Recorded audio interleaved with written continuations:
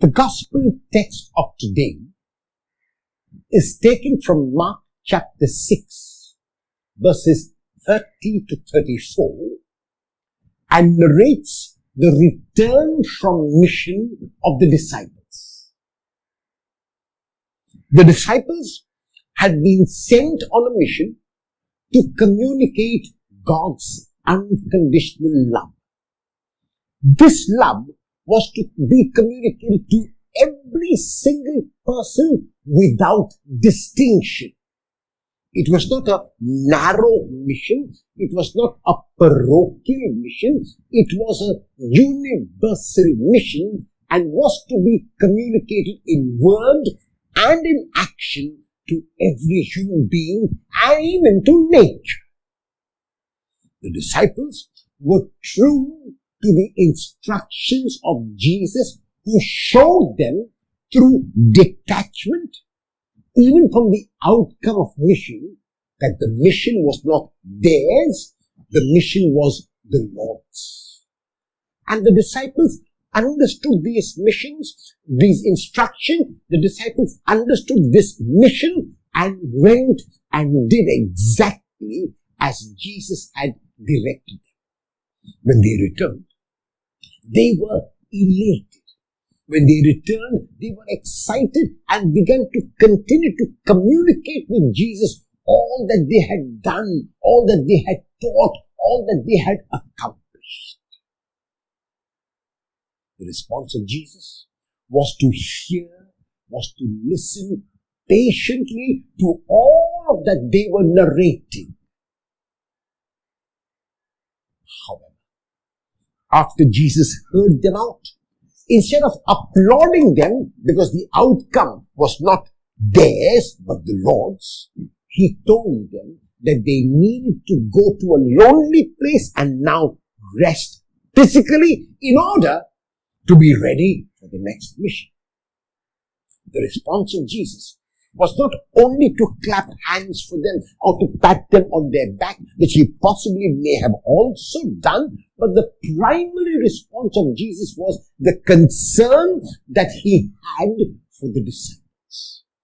They may have been physically tired, even though they were spiritually and emotionally very charged up. They would have been physically tired, and so he wanted that they have their physical rest and invited them to go to a lonely place, to go to a deserted place, and to remain there by themselves.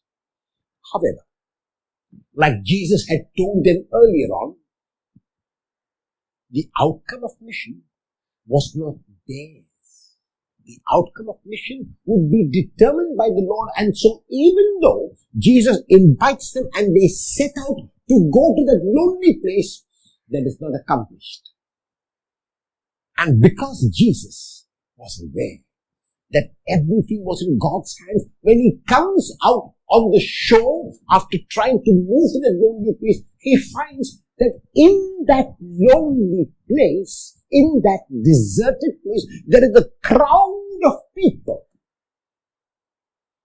However, because Jesus was detached from the outcome of his actions, when he came on shore, he was not upset. He was not agitated. He did not say, oh, we wanted to go to a lonely place, but we could not do so. And look at this crowd, they are following us everywhere. No, he was detached from the outcome of his actions. And so when he came ashore and saw this crowd, he accepted even that as God's will. And what did he do? He began to reach out to them.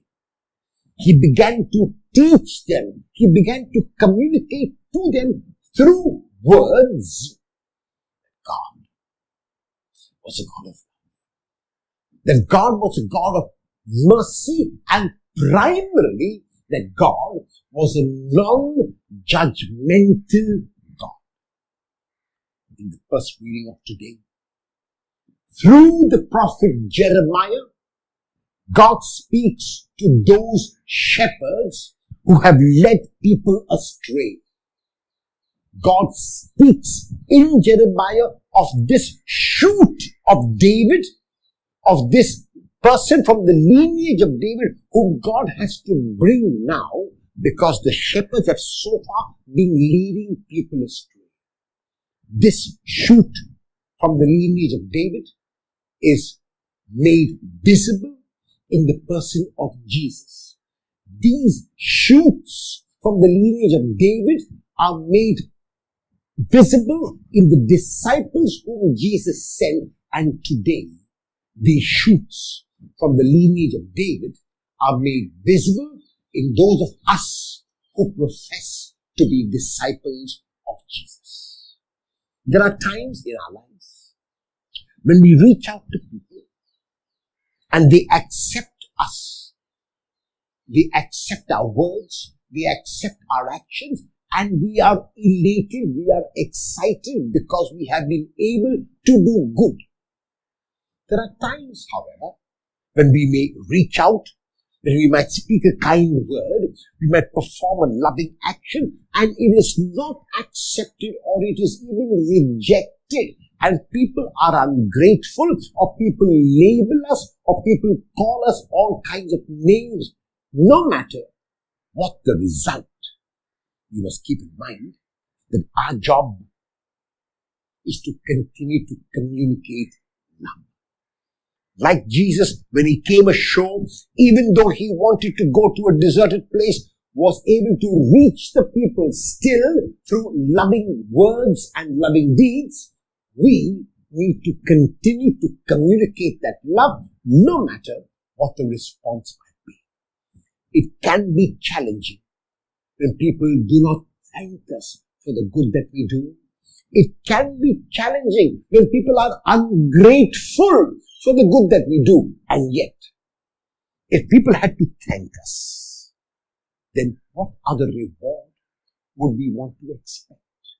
If people had to be grateful and clap hands for us every time we did something which was good, then what other reward could we expect? However, if we are true disciples of Jesus, and if we want to follow our Master every step of the way, then we must detach ourselves from the reward. We must detach ourselves from the outcome and focus every time and all the time on what we must do now.